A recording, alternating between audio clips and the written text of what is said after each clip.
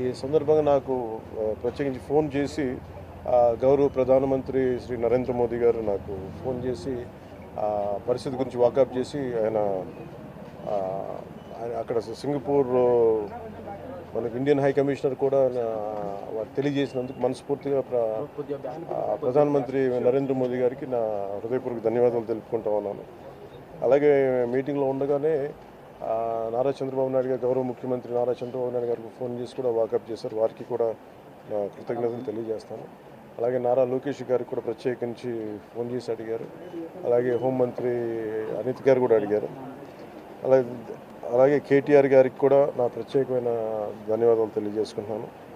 అలాగే ఆంధ్రప్రదేశ్ మాజీ ముఖ్యమంత్రి శ్రీ జగన్మోహన్ రెడ్డి గారికి కూడా నా ధన్యవాదాలు తెలియజేస్తాను. తమిళనాడు మాజీ ముఖ్యమంత్రి శ్రీ ఎడప్పాడి పళనిస్వామి గారికి, కేంద్ర మంత్రులు కిషన్ రెడ్డి గారికి, బండి సంజయ్ గారికి, ఆంధ్రప్రదేశ్ ఉపసభాపతి రఘురామకృష్ణరాజు గారికి, రాష్ట్ర మంత్రులు అచ్చెన్నాయుడు గారు, నాదెండ్ల మనోహర్ గారు, దుర్గేష్ గారు, బీజేపీ ఓబీసీ మోర్చా అధ్యక్షులు డాక్టర్ కె లక్ష్మణ్ గారు, BRS working president Shri KTR గారు, అలాగే మిగతా ఎంపీలు ఎమ్మెల్సీలు హరీష్ రావు గారికి, అలాగే ఆంధ్రప్రదేశ్ గవర్నర్ జస్టిస్ అబ్దుల్ నజీర్ గారికి, తెలంగాణ రాష్ట్ర ముఖ్యమంత్రి గౌరవ ముఖ్యమంత్రి రేవంత్ రెడ్డి గారికి, పౌర విమానయాన శాఖ మంత్రి శ్రీ రామ్మోహన్ నాయుడు గారు, ప్రతి ఒక్కరికి పేరు పేరున ధన్యవాదాలు. అలాగే నా తోటి నటీనటులందరూ కూడా మనస్ఫూర్తిగా ఈ సందర్భంలో నాకు వారి